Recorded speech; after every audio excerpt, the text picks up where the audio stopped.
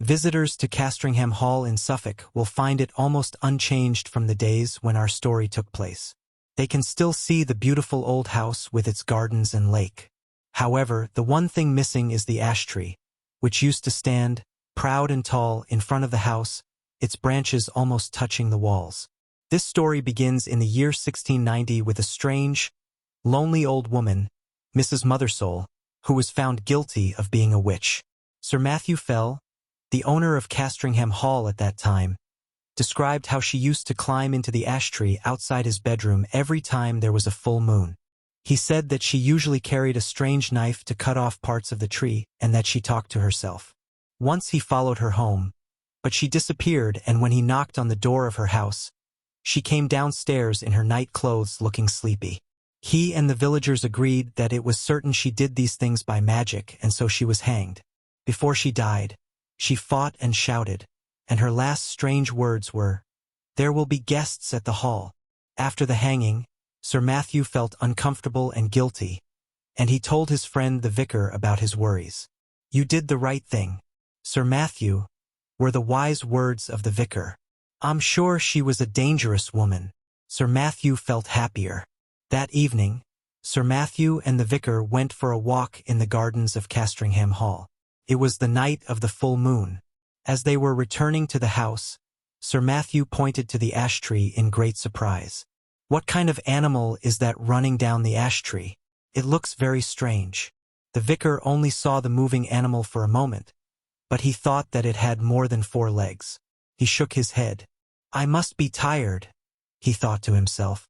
"After all, what animal has more than 4 legs?" He said nothing to Sir Matthew, but just wished him good night. The next morning, Sir Matthew's servants were surprised not to find him downstairs at his usual time of 6 o'clock. When 7 o'clock and then 8 o'clock passed, they began to suspect that something was terribly wrong, and they went up to his bedroom. The door was locked. After knocking several times and still getting no answer from inside, they broke down the door and entered, to find that their fears were right. Sir Matthew's body lay on the bed, dead and completely black. There were no wounds or other marks on him, and everything in the room looked as usual, except that the window was wide open. His servants at first suspected poison, but the doctor who was called found no such thing and could offer no real explanation for Sir Matthew's death. When he heard the news, the vicar rushed to Castringham Hall, and, while he was waiting to hear the doctor's opinion, he looked at Sir Matthew's Bible, which was lying on a table by the dead man's bedside. He opened the book, and the first words he read were from the book of Luke, chapter 8. Cut it down were the words he read. The servants locked Sir Matthew's room that day, and it stayed locked up for the next 40 years. By that time, Sir Richard Fell, Sir Matthew's grandson, was living at Castringham Hall. He enjoyed spending money, especially on rebuilding parts of the hall. He also decided to make the local church bigger so that his family could have a fine new seat in the new part of the church. In order to complete this building work, some of the graves in the graveyard had to be moved. One of the graves was that of Mrs. Mothersole, the old witch who began this story. The villagers were excited about the opening of her grave, and a crowd came to watch.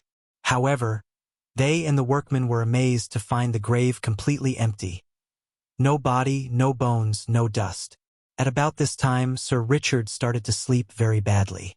The wind made his fire smoke and the curtains move, and, because his room faced east, the sun woke him up early in the morning. One morning he asked his servant to help him choose a better room, and he made a tour of the house, finding something wrong with each room. Each one was either too cold or too noisy, or it faced the wrong direction. Finally, he found himself outside his grandfather's old room. His servant tried to persuade him not to go in. "It's a bad room, sir. They say terrible things happened in there, and no one has opened the door since the death of your grandfather. Also, the ash tree is right outside the window, and that's always unlucky, sir." But Sir Richard was not listening. He unlocked the door and walked straight in. "See? Nothing unusual in here, James," he said, and he opened the window. As he did so, he noticed how tall and dark the ash tree was. Its branches seemed to be trying to reach into the room. But he said nothing.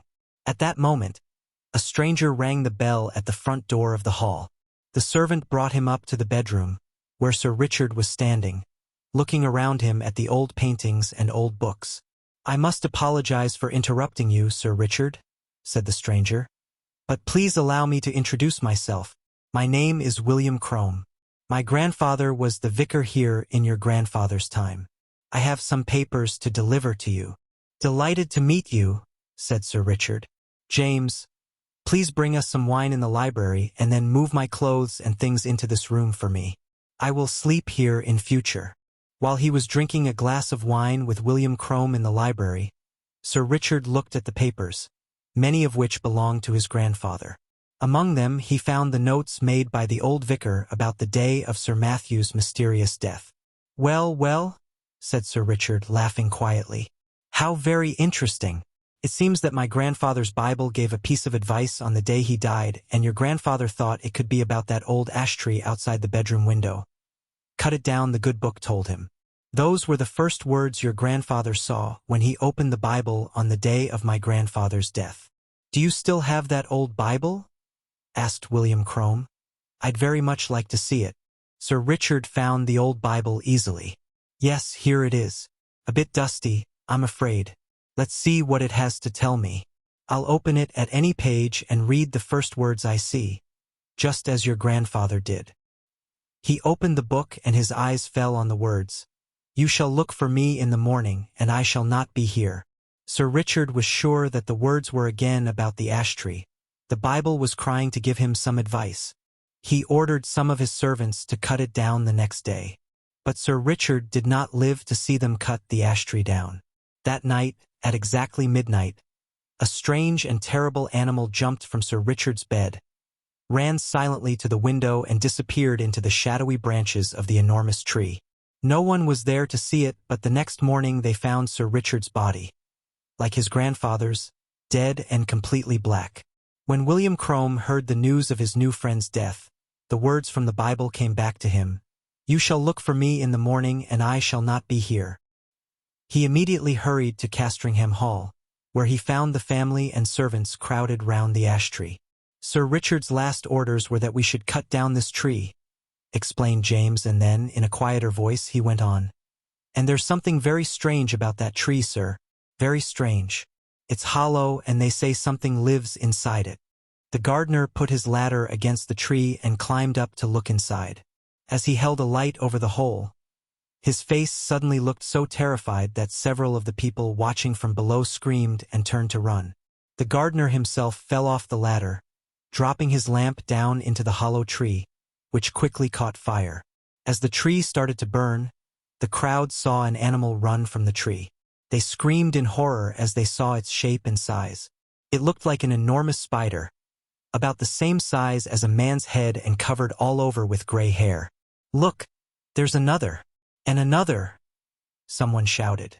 For a long time the men watched these terrifying animals trying to escape from the fire one after another, and then they killed them with sticks. At last, the fire burned itself out, and William Crome, James the servant, and some of the braver people went to look inside the blackened tree. There they found the bones of a human being. The doctors who examined it afterwards said that it was the body of a woman who died around 1690, the year that old Mrs. Mothersole was hanged.